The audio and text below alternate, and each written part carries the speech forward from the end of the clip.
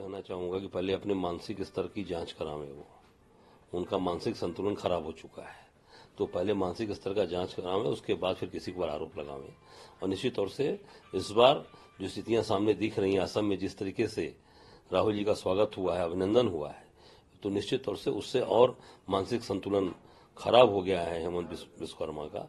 तो मैं इतना ही कहना चाहूंगा, पहले उनकी मानसिक स्थिति की अपनी जांच करावें और जांच कराने के बाद पहले आराम कर लें ठीक से मेडिकल दवा लेकर। सर, एनडीए लालू प्रसाद यादव नहीं चाहते थे कि नीतीश कुमार एनडीए गठबंधन में रहे। देखिए, ऐसा है, नीतीश जी के बारे में जो पहले था सोच थी कि बहुत सबको लेकर चलने वाले नेता हैं जो भी हैं, पर नीतीश कुमार जी की आदत में शुमार हो गया। पहले भी पलटू राम कहते थे, अब और मोहर लग गई, तो उसमें दूसरे पर आरोप लगाने का कोई मतलब नहीं है। मैं स्वयं जब उस तरीके से सोच पे हूं, मैं खुद काम करना वो चाह रहे हैं, कुछ तरीके से काम कर रहे हैं नीतीश कुमार जी, तो दूसरे व्यक्ति के ऊपर आरोप लगाने का कोई मतलब नहीं है।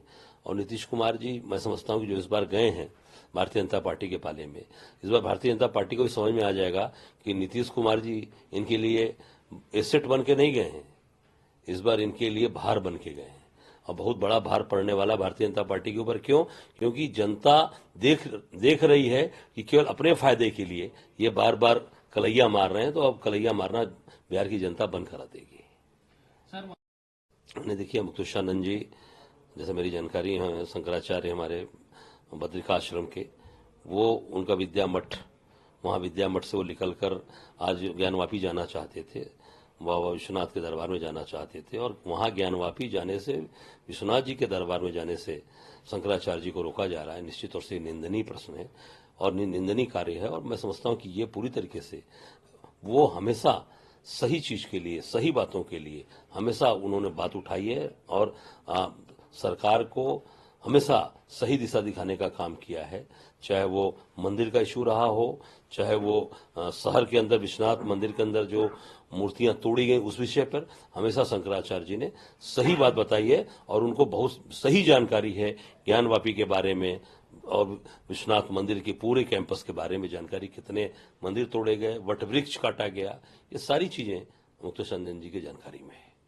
सर, भाजपा कह रही है जी के जाने से, वहीं ममता बनर्जी भी अकेले लड़ रही है, आम आदमी पार्टी भी अकेले लड़ने का ऐलान कर रही है। कहीं न कहीं इंडिया गठबंधन अब कमजोर पड़ गया है। आप देखो, ये भारतीय जनता पार्टी रोज अपना कुनबा बढ़ाती जा रही है और कहती है मोदी जी के नाम पे हम चुनाव लड़ रहे हैं।